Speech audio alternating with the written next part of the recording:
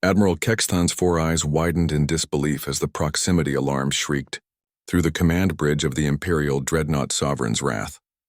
The massive view screen displayed what should have been impossible, human battleship, dark and silent, floating less than 10 kilometers from their starboard hull. How? The word escaped his mandibles in a whisper before erupting into a roar. How did that primitive vessel get past our sensor grid? Commander Veltar, his second-in-command, frantically manipulated holographic displays with her six-fingered hands. Sir, our long-range scanners show nothing. Short-range sensors they're reading the ship as debris, Admiral. Debris doesn't have active weapon signatures. Kextan's carapace rattled with rage. The Zephyrian Empire had conquered 17 star systems, subjugated dozens of species, and now these upstart humans, barely a century into space travel, had somehow penetrated the heart of their most secure fleet formation. The human vessel, designated UES Prometheus according to their intelligence files, hung in space like a predator waiting to strike.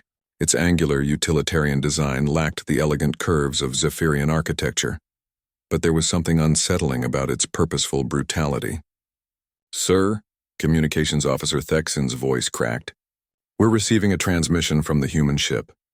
On screen, the view screen flickered, revealing a human female with short-cropped dark hair and steel-gray eyes. Her uniform bore the insignia of a Commodore, and she wore an expression of casual confidence that made Kextan's blood run cold. Greetings, Admiral Kextan, she said, her voice carrying an accent from the human colony of New Terra. I'm Commodore Sarah Chen of the United Earth Systems Navy. Beautiful morning for a surprise inspection, wouldn't you say? This is an act of war, Kextan snarled, his translator struggling with his agitated chittering. You violated sovereign imperial space. Chen's smile was predatory. Actually, according to the Galactic Accords of 2387, any vessel can approach within 50 kilometers of another for emergency assistance purposes. We're conducting a wellness check. Wellness check? Commander Veltar whispered. We heard through the grapevine that Zephyrian ships have been experiencing technical difficulties lately. Chen's tone remained conversational, but her eyes glittered dangerously. Ships disappearing, systems failing, that sort of thing. We wanted to make sure you were all right. Kextan's mandibles clicked rapidly, a sign of extreme agitation.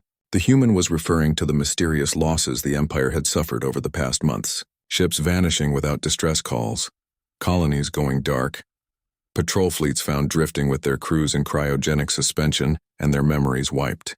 How did you get past our defenses? He demanded. Oh, that, Chen shrugged. Humans have this funny habit of reading the manual. Your sensor arrays are calibrated to detect ships moving faster than 0.3 C or generating energy signatures above baseline thresholds. We just didn't do those things. That's impossible! You couldn't have traveled here at sublight speeds without taking forever? Chen interrupted. Admiral, you really should update your intelligence files. We've been using something we call patience. She leaned forward slightly. We've been drifting toward your position for 3 months. Cold running, minimal life support, crew and rotation shifts. Your sensors kept reading us as space debris because technically that's exactly what we looked like. The bridge fell silent except for the hum of life support systems. 3 months. 3 months of drifting through the void. Their crew enduring hardships that would break most species, all for this moment. You're bluffing, Kextan said, but his voice lacked conviction. Even if you reached us undetected, you're one ship against our entire fleet. 17 dreadnoughts, 43 cruisers, over 200 escort vessels. 18 dreadnoughts, Chen corrected. Don't forget the Eternal Dominion that arrived yesterday. She paused, consulting something off-screen. Nice ship, by the way. Shame about what's going to happen to it. Kextan felt his heart skip a beat. The Eternal Dominion's arrival was classified information, known only to Fleet Command. You see, Admiral, Chen continued, while you were busy feeling superior and planning your next conquest, we were studying you. Every ship design, every tactical doctrine, every psychological profile. We know that Zephyrians panic when faced with the unexpected. We know your ship's structural weak points, and we know that your entire command structure relies on centralized control. She smiled again, and this time it was absolutely terrifying. Would you like to know what humans call this tactic? We call it knocking on the door, because once we're inside... She paused for dramatic effect. Well, let's just say that every human ship, currently drifting helplessly throughout your territory, is about to remember how their engines work. Alarms began blaring throughout the Imperial fleet as dozens of debris fields suddenly blazed to life with engine signatures.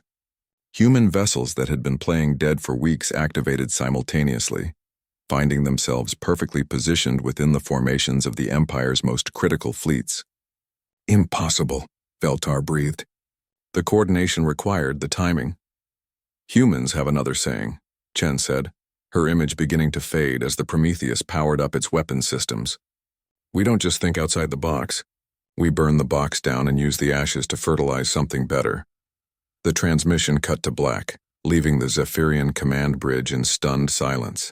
Kexton stared at the tactical display showing dozens of human vessels appearing throughout Imperial space, each one positioned with surgical precision to cripple their most vital assets. 3 months of drifting, 3 months of patience, 3 months of humans doing what they did best, adapting, enduring, and turning their enemies' assumptions against them. Sir? Veltar's voice was barely a whisper. Orders? Admiral Kexton looked at the human battleship hanging in space like a promise of destruction, and realized that the Zephyrian Empire had just learned a very hard lesson about underestimating humanity. Send a message to Imperial Command, he said quietly. Tell them the humans just redefined the meaning of surprise attack. The age of easy conquest was over.